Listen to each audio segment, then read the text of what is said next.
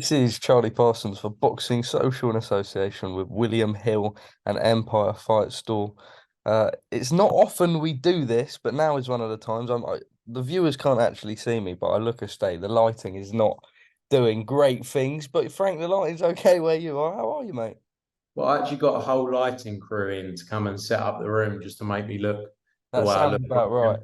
It's a bit like an Instagram filter, you know. I have to get a crew in just to make me look what I actually look like on Instagram, because otherwise, everyone would realise it's a lie. But you actually look quite well, Parsons. You Thank look. you. I, I I, like the hat. I like the beard. I like what you're doing over there, mate. Thank you, mate. Appreciate that. You rolled yourself off the flight, went straight to golf. What have the last couple of days entailed? It's been a little while since you haven't had a fight week. I've just played golf every day, to be honest, mate. Nice and relaxed, nice and chilled. No, I got off the plane, waited for my bag for about an hour, missed the first 6 holes, which was life-saving because I'm useless on those. And lost 14 balls, had a burger, and then went and did some work on Monday. But no, it's been a busy week. It's been good to be in one place for a little bit and get some planning done. I'm actually in the UK for 3 weeks, which is unheard of. So it's nice. Having followed around not Mexico, but it has been a mad one. How do you reflect on the run? It's certainly one of the most intense that I've experienced sort of covering your guys' shows in terms of just back to back to back to back. We go all the way back to Guadalajara, if not earlier, with Joe Cordina. How do you reflect on it? Been a great run. Like I quite prefer doing 10 shows in 12 weeks or whatever it was. We've done 6 weeks back to back, but about 10 in 12. Like you say, going back to Joe Cordina, brilliant fight, brilliant performance from him to become a two-time world champion. Feels like a lifetime ago though. It doesn't feel like it's just 9, 10 weeks ago, whatever it was. We went to Guadalajara, Canelo Ryder, unbelievable atmosphere. You know, Sorry, let me turn. Can you hear that, or is it just me who can hear that? I can hear you and you only. Oh, right, there you go. That's something that I didn't know. You can't hear when notification noise comes up on a Oh, I laptop. didn't know that. Exactly. Neither did I. So I thought, Wow. do I come and turn it off? But no, I it's just irrelevant. I just shut my WhatsApp for that exact same reason. We Something moved. new. Something new. There you go. Yeah, Canelo, Guadalajara, unbelievable and great performance from John Ryder. Then we went to Dublin, Chantel Cameron, with that unbelievable performance. What an atmosphere, what a night though as well for Katie Taylor. Finally with her homecoming fight, and look forward to hopefully the rematch of that later this year. Then May 27th, we were in Manchester. Wish it was in Nottingham, but we were in Manchester. Lee Wood winning his title back, going straight back in there against Maurizio Lara. Many people didn't think he could do it. Then we had Sonny Edwards, our new signing, Sonny Edwards. He went in there. He signed with us for the big fights. He had a good win against Campos, but then straight after that, we managed to make the Jesse fight, which we'll have some more details on very soon. Then we had a week off, which was quite nice.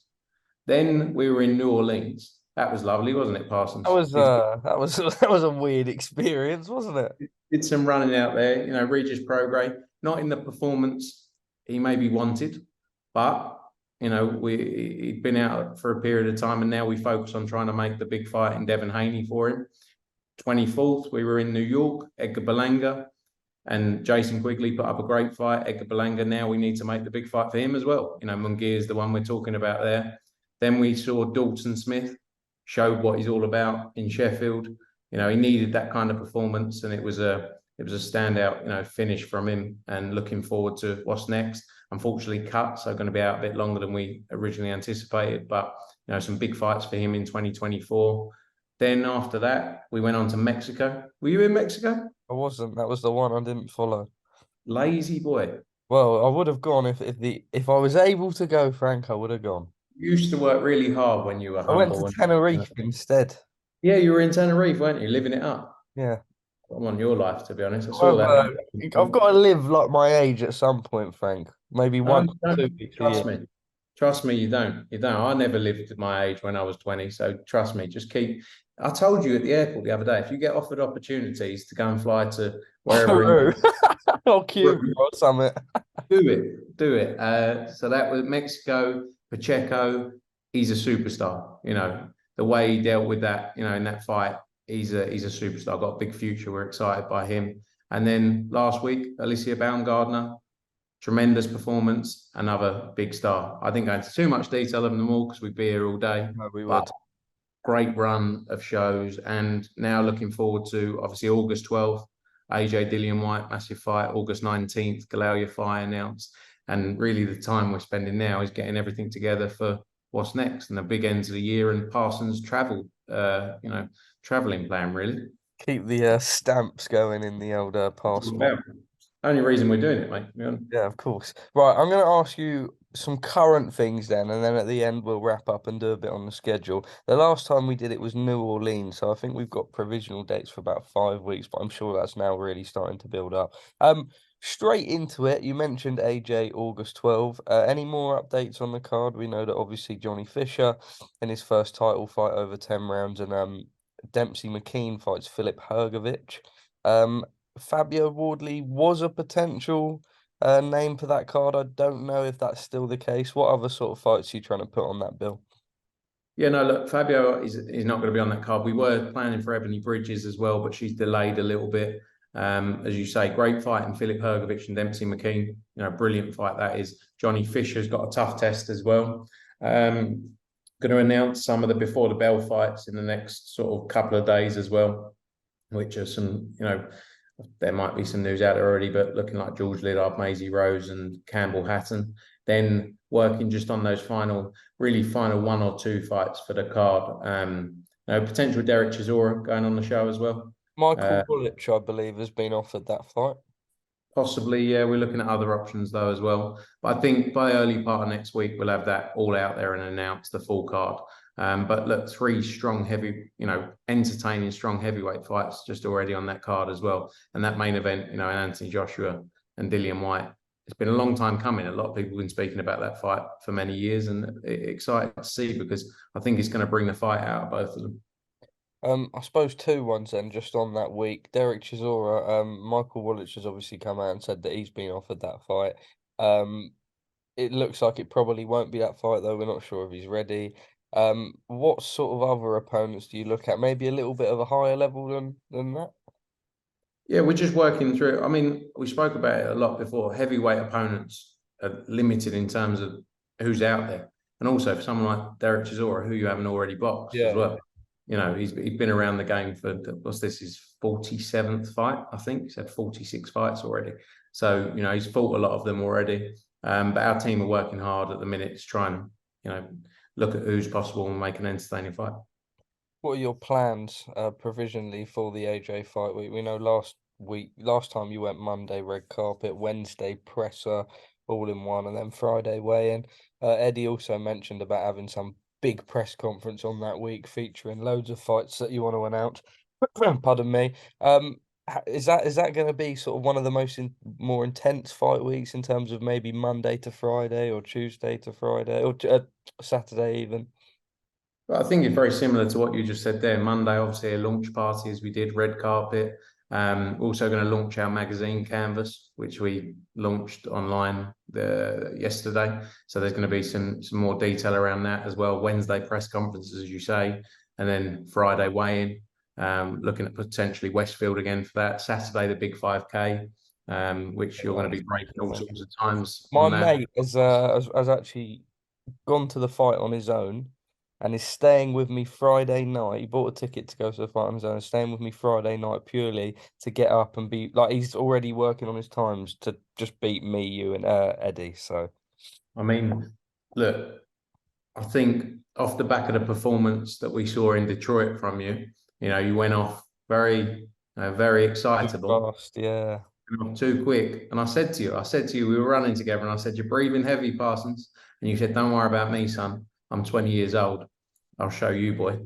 And then I think I was waiting at the finish line for about 9 minutes or something. Well, now we've got 3 weeks for me to 9 minutes. Sorry, what? It was a minute. Humour, mate. I've got 3 weeks to prepare myself, but I feel like I have to say, I do feel, in terms of you and Eddie, you're a little bit like, we cannot let this man beat us. Like I'm definitely feeling the. What about you? Yeah. I I'm feel like not. Can I pride just would can take I a just big hit if say, I beat you in a 5K. Parsons? Can I be honest with you? Mm. And this will really upset. I'm the least competitive human you'll ever find on Oh, earth, I don't believe that. mate. Ask my missus when you see her next time. Honestly, don't care. As long as I try my best and give everything, I'm happy. So Parsons, if you beat me at the next 5K, yeah, Mm. I'll buy you a new pair of Jordans, but not expensive and not the crazy ones off stock. I need like a pair of fours then. We're talking. I'm talking like 140, Oh, you 100. can't get Jordans for 140. Yes, you can, Oh, you can't. mate. Well, that's Come the on, how difference. much were your Travis Scotts? Not 140. Hence why I nice and clear that if I beat you, I'll buy you a pair of Jordans, but the cheap ones that we can just go in and buy nice and quick. Yeah. Okay, deal. Right. Cool. Um, Anthony Joshua made some comments about Robert McCracken, and his desire now in the sport. What did you make of it? We know he does a lot, or he did a lot of interviews that day, and it was well, about a 9 hour day for him. But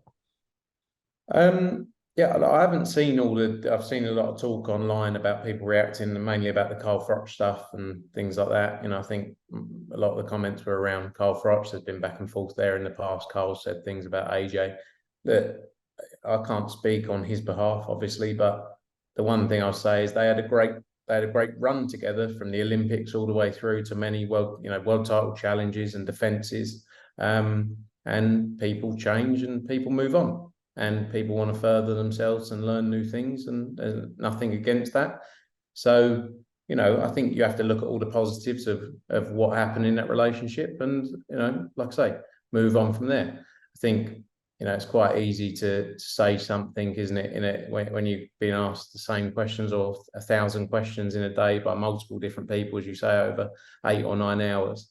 But look, from my side, because again, can't speak on his behalf, but they had a great run together and did some tremendous things in the sport. specifically on Carl's sort of reaction to everything, said that AJ's comments were disrespectful and that it was a sort of a bitch move to make in the way that Joshua spoke about Froch. Is this just going to be like a bit of a, I mean, we've seen it for sort of years already. Is it just a he said this, he said that, sort of jibing as always? Yeah, look, Froch, in all fairness to AJ, Froch has said a lot of things about AJ in his career.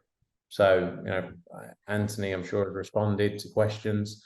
But, it's what we're used to, isn't it? People are going to respond. Someone says something, someone's going to respond back. It's just what we're used to in this sport. So it's not really that important, is it? Let's be honest. All right, Smith-Eubank 2 announced.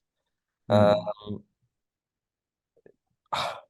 I feel like it goes in with the Conor Benn thing because we found out last week that the verdict had been reached. Mauricio Suleiman has said today or yesterday that the case is still ongoing. Do you believe that they pulled the trigger because Conor, well, as it seems, Conor Benn's court hearing has been prolonged? Well, look, I've been speaking. I've said in a few things. I speak to Callis Howland almost every day of my life. I've known him since I was 17 years old. He obviously represents Chris Eubank Jr. If that fight, there's only one reason it took so long for them to announce the Liam Smith fight, because they had to look at other opportunities as well for Chris Eubank Jr. Rightly so, as we all would. And Conor Benn, although the situation was still ongoing and we're still waiting for the announcement of this hearing. If he would have been cleared yesterday or the day before or the week before or week before that, you would have seen Conor Benn against Chris Eubank Jr. Very confident about it. Every interview where I spoke about Conor Benn against Chris Eubank Jr., I always said there is still a chance he fights Liam Smith. But in my opinion, had we been in a position to have done that fight and he'd been cleared, you would have seen that fight announced. That's just the reality of it. But you can't wait forever. What's that fight? 5 weeks away. Yeah. So they had to get moving with it. Reading between the lines then, with Ben's removal from the WBC rankings due to inactivity, which I'll get your thoughts on as well, but also the fact that Mauricio's come out and said that, the hearing's still ongoing. Would that be safe to suggest that? I know Eddie said to me that there was two outcomes, and one of them was going to be that Conor was clear to fight, and one of them that was going to be was the case being prolonged. Would I be right in assuming that the case has been prolonged? No, no, no. This is the first part of it. If he gets the green light here, he's cleared. And it's just a case of waiting for this initial confirmation, which And when is do you know when you'll know? Because obviously the verdict was reached last week, right? not as soon as they tell us, everyone will know, I'm sure. But it's just it's a waiting game, and you can't push these Bank on things. it. Yeah, yeah, yeah. Yeah. And we look, this situation has been ongoing for 8-9 months now. Mm. And I think we're nearing the end, I hope. And we just have to wait and see. One thing I'll say is that Conor Benn, as soon as we get some good news, hopefully, he's ready to go and he wants all the big fights. You think Kell Brook? I think Kell Brook for sure is a massive fight. There's other fights as well, though, that are out there for him. Conor will take literally any fight. He wants it with everyone. Yeah. Literally wants it with everyone. And also, the reality now is as well, Eubank Jr against Liam Smith is 5 weeks away. Not very far off, right? If we get news in the next week, 10 days, it's then 2 or 3 weeks away from that fight. The winner against Conor Benn is a massive fight. They're both free agents, for Liam's, this is Liam's last fight with Boxer. We have a great relationship with Liam and his team. I'm sure he would, if we could offer a big opportunity, I believe he'd be back here tomorrow. We got on very well with him. Same with Chris as well. He's with Wasserman. We dealt with Wasserman for years. I have family connections as well. So I'm very confident that fight can still get made, whether later this year, early part of next year against the winner. Is it a complete no-go that if Eubank loses, you do Eubank Benn or maybe Benn Eubank with those two back-to-back losses to Liam Smith? Look, I don't think you can ever say anything's a no-go in this sport. If we said that, you'd be picking up interviews from people left, right, and centre saying, you said. So I think it's always easier to be safer and say anything's possible. I think So Frank Smith of you. that's why I am what I am, mate. That's why I am what I am. You'll struggle to find too many. I'm sure I've said some things in the past, but too many things which you can pick up in years to come. But in terms of Chris, look, again, it's for him to decide with his career. If you lose twice back to back, do you still want to do it? I don't know. That he can be the only one who answers that. I saw an interview with Liam as well, who said if he loses, he's retired, because he said if he loses his next fight at any point, then that's him retiring from the sport. So a lot of things are said, but you have to let the dust settle and then see what the appetite is for things as well. How big is that fight, Smith-Eubank2? How many pay-per-view buys does it do? Honestly, I don't think the build-up could have been any bigger than it was last time, is the reality. There was a lot of back and forth between the two of them. I don't know, under 200,000 probably. What do you think of the fight as a whole? Good fight? Yeah, I think it's an interesting fight. I think Chris did well in the early rounds of that fight. He got caught by Liam Smith. Liam Smith's a terrific boxer, and everyone knew what he was capable of. I don't think anyone really expected it. If you ask people honestly, do you think he can stop Chris Eubank? I don't think anyone would have, or many people would have said it, is the reality. And people afterwards maybe would have said, yeah, I saw it coming. But, Chris has been in there with some big guys, especially at 168 when he was in the World Boxing Super Series. So it'll be interesting, and I'll be there. Hopefully they save me my usual seat. Me and my mate Calla can sit together, and I'll be there, with my Team Eubank hat on, won't I? I'll pick up on that then. You told me back in New Orleans that you were doing a potential UK show on September the 2nd. If you would be at Eubank Jr Smith, I take it there wouldn't be a show on in the UK on the 2nd of September? No, not planning September 2nd anymore. We were looking at it, but no, not planning a show there now. All right. Rollie Romero versus Ahara Davis. The purse bid is on the 24th, I believe. I think that's my birthday. It's my birthday. I look forward to wishing. Well, even though you never wished me a happy birthday. Anyway, we won't get into the back and forth of that. 24th. Kevin Rooney with another trip to Panama, I believe, because you've got to be in person for WBA purse bids. Would I be correct with that? I think he just likes going to Panama, to be honest, mate. Will you be Also, there for this fight? I might go to Panama. No, you won't. Sounds nice, mate. Look, I don't do enough Ever flying as gone to Panama? never been to Panama. So No, one day I will do a purse bid in Panama. Yes. but not And this I'll, one. no, I won't personally be in Panama on Monday. No. Um, let's see. I'm not giving the game away, you know. Do you want, who are you going? You're going to go and do a bid for Boxing Social, aren't you? Of course, you know that. Look, I'm not surprised, mate. Is there a bit of an incentive with that fight though? Because say OD is the victor and you manage to keep him on board with you guys, you then set up that Catrell rematch. Yeah, look, that's an interest. Look, there's a lot of fights out there, though. For in that division, a lot of interesting fights. We're obviously focusing now on Devin Haney, Regis Prograis. It will be a great fight. You've got Jack Catterall's in that mix, as you say. There's a lot of talk before about Ryan Garcia fighting Romero, but obviously O'Hara is not going to step aside. Rightly so. He's worked his way into that position. But if O'Hara can go in there and beat Rollie Romero, which I believe he can do, the Ryan Garcia fight's a massive fight as well. For him, that's a perfect opportunity. But I think, let's say I saw like Teofimo Lopez didn't vacate his belt in the end. There's so many exciting fights to be made at 140. So, and Jack Catterall's in prime position for those. We've got to make the right fight for him next. We would love for it to have been a world title fight, but it's not going to be. But early part of 24, that can definitely be the aim for him. Prograis options wise, if it wasn't going to be Devin Haney, do you think it would have been Jack Catterall? We see today that the WBC are pushing Devin for a final ruling on his lightweight world title. He's been mandated to fight Shakur Stevenson. It seems to the public that the two fights that he's going to take are either obviously Shakur at 135 or move up Prograis at 140. I take it once again, reading between the lines, it's leaning towards Haney Prograis or Prograis Haney. We're working hard on it. It's the fight we want to deliver. You must have an idea with the final decision for Devin to be made today on Shakur. There may be a little bit of time, but we're working hard on it. We're working hard on it. It's the fight but it's the fight we want to make. It's not done at all. It's not done, but I believe it will get done. I believe we'll get it over the line. I think it's a brilliant fight. I was saying, the hate Devin Haney gets of like people saying, "Oh, you're shying away from this." Like what he's done in the sport is quite amazing.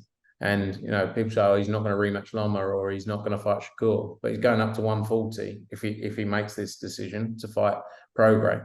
You just have to respect what he's done in the sport and what he continues to do. But yeah, 100%. That's the aim for us, is to get that fight over the line, because it's a brilliant fight, Regis Prograis against Devin Haney. What date would that land on? Would you be looking at Vegas? Roughly, by the way, date-wise. October? Probably Vegas, October time, roughly, yeah. Okay.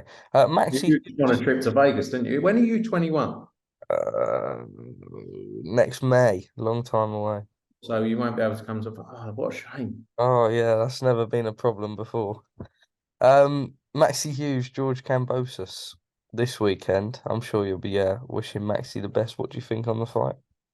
Yeah, I love Maxi. He's a great guy. I think he's got the opportunity or the potential to beat George Kambosos. And if he beats him, his opportunities are endless beyond there. George has built a great name for himself off the back of the lights of especially the Teofimo Lopez win. And look, massive opportunity for him. So good luck to Maxi. Hope he can get the win. If he does it, what sort of will you look to continue working with Maxi, and what sort of? I mean, he instantly puts himself with sort of, I'd say, almost the top 5 and 7 if a win over here with Kambosos. Top 5 and 7. I like Yeah, that. but I was thinking like maybe you don't just put someone straight into the top 5, but then there's always a little feeder, not feeder, So he's but in the top 7 then. He's like yeah, he's in the Europa Cup. yeah, the Europa Cup. Is that what they call it? No, your Europa League. knowledge is horrible. Oh, sorry, mate. Put me in the bin, mate. I'm useless. I think I saw something where he said he's got a deal with Top Rank because the Top Rank are involved with George Kambosos as well. So I saw something saying that he's got a deal with them. And look, he's like I say, he'll be getting some big fights if he gets the win against George Kambosos. Okay, three more from me before we dissect the schedule. Billy Joe Saunders says that he wants Berlanga as a warm-up. Realistic? Look, we are obviously, as I said earlier, the focus for us is try and make that Munguia fight. We'd love to. It would be great to do something with Billy again. I'm not sure in terms of time frames when he's going to be back. I've seen some comments about maybe him coming back at 175, not 168. So let's see. I think we've got to see what Billy decides to do really in terms of weight, but very much the focus for Berlanga is that Munguia fight. Frank Warren, when doing the press conference for Usyk Dubois, was obviously saying how big Usyk was and what a big opportunity Daniel Dubois was. What an opportunity it was for Daniel Dubois. What do you make of the fight? That was a proper tongue twister, that. And also, similarly to earlier, how many buys does that fight do on pay-per-view? I think Usyk's a tremendous fighter. I'd love Daniel Dubois. As always, I'd love a British fighter to go and get the win. But I think Usyk's a tremendous fighter. I don't think Daniel Dubois has had enough tests at that kind of level, is the reality. It's quite a big jump, really, in terms of quality. Usyk, you can't argue, is probably pound for pound up there, not top one, two, three, whatever the rankings say, but he is, in terms of pound for pound, one of the best fighters around today. And like I say, great if Daniel could do it. I don't see it. Both in the amateurs and the pros, Usyk's been in there with big punchers, hasn't he? And Daniel that's the great thing about heavyweight boxing, though, is that people will always be intrigued because anything can. What if? Yeah, what if? And that's the great thing. I don't think it does massive numbers on pay-per-view, and that's no disrespect to either of them, but it's not taking place in the UK. Always affects it a little bit, international fights, because you don't have as much hype and buzz around it. And Daniel Dubois isn't a sort of well-known pay-per-view star. Usyk's done big numbers against Anthony Joshua and Tony Bellew, but I think it's a different type of fight. I think maybe, I don't know. I don't even want to say a number because people hate on me for saying a number. No, But I need a number, Frank. an exact number. A ballpark region. 97,645. Lower than 100,000. Roughly. Yeah, okay. What do you think, Charlie Parsons? Charlie Parsons cannot give his opinion. Oh, I need a number. It's tough. Why can't you give an opinion, but I have to give an opinion? Because you're the one that's being interviewed. All right. I thought I was interviewing you. All right, next one. Wow. You've gone so Eddie Hearn. Spence Crawford next weekend. Your thoughts? Who wins that fight? You can make a prediction on this one, surely. I mean, you've got nothing. You guys, or who wins? No, who wins? I keep jumping back and forward. One day I think Crawford, one day I think Spence. I said Spence to someone yesterday, but I actually think Crawford.